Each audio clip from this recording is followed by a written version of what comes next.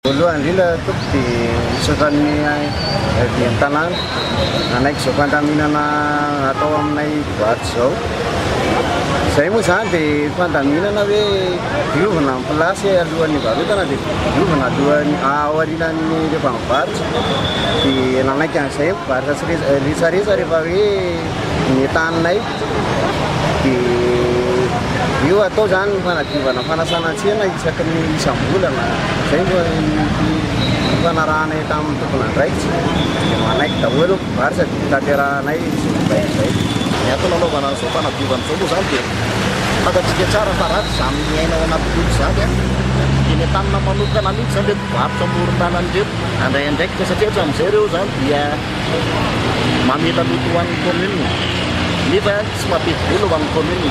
Fa tamin'ity zany dia nampifandraisina ny andraikitra dia nampanadiovana tanàna ny toerana misy azy mivarotra amoron-dalana rehetra zany mandray anjara amin'izao fotoana izao ny commune mba mi-encadré azy fotsiny dia ho atao isam-bolana izao hetsika izao zany na ny fanadiovana atao be fa isan'andro isan'andro ny varotra rehetra dia tsy maintsy manadio alohan'ny hidikana manadio alohan'ny ny varotra atao androany dia manomboka amin'ny didinina ramarsona hatrany amin'ny luxor.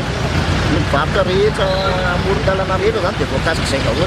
Efa nasiana ny tetetra hoe atreto ihany ny toerana azo hivarotana dia napetraka ilay hoe tsy maintsy misy davapaty eo alohany, tsy maintsy manadio ny maraina ary tsy maintsy manadio ny hariva alohan'ny midirana. Izay mpivarotra rehetra mandaha amin'izay rehetra izay dia azo rofina avy hatrany hoe tsy avela hivarotra intsony. Hoe tetetra raisina amin'iny hoe raha ohatra zany ianao ka midevoatra amin'ilay tsika hoe apetraky ny tompona andraikitra dia valaina ny entanao ary viazan'ny fanjakana zany dia anjarany tsirairay zany mieritseritra fa efa mba samy apetraka ilay izy dia tokony mba hoe aminy.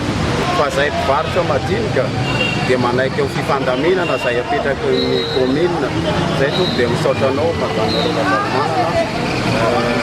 fandamina rehetrarehetra misaotra betsaka tompo.